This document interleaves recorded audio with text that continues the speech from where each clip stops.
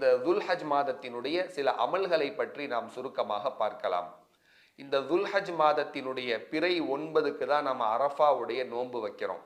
அரஃபாவுடைய நோன்பை பற்றி இறுதி தூதர் ஸல்லல்லாஹு அலைஹி வஸல்லம் அவர்கள் சொன்னார்கள், யார் ஒருவர் அரஃபாவுடைய நோன்பை நோற்பாரோ அந்த நோன்பு அவருடைய முன் சென்ற ஒரு வருட பாவங்களுக்கும் இனி வர இருக்கின்ற ஓராண்டு பாவங்களுக்கும் அரஃபாவுடைய நோன்பு பரிகாரமாக இருக்கிறது என்று இறுதி நபி ஸல்லல்லாஹு அலைஹி வஸல்லம் அவர்கள் கூறினார்கள். முன் சென்ற ஓராண்டு பாவங்களுக்கான பரிகாரம் என்பது புரியுது.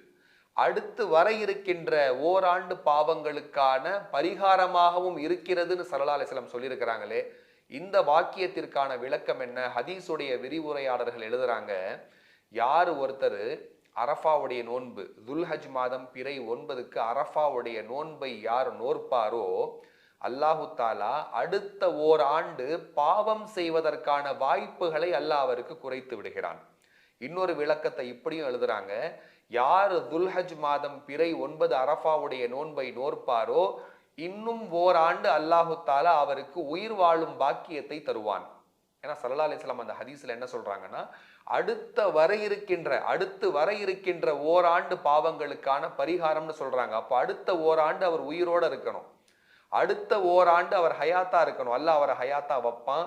அந்த ஓராண்டு செய்ய இருக்கின்ற பாவங்களுக்கும் வர இருக்கின்ற ஆண்டிற்கான பாவங்களுக்கும் இந்த அரஃபாவுடைய நோன்பு பரிகாரமாக இருக்கிறது என்று. ஆனா அந்த நோன்பு அல்லாஹ்விடத்தில் ஒப்புக்கொள்ளப்பட்ட நோன்பாக இருக்கணும்.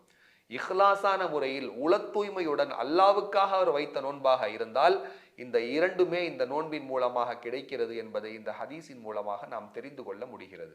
இப்போ அரஃபாவுடைய நோன்பு சம்பந்தமாக வரக்கூடிய செய்திகளை பார்க்கின்றோம். அரஃபாவுடைய நோன்பை நாம் அனைவரும் நோற்பதற்கு முயற்சி செய்ய வேண்டும்.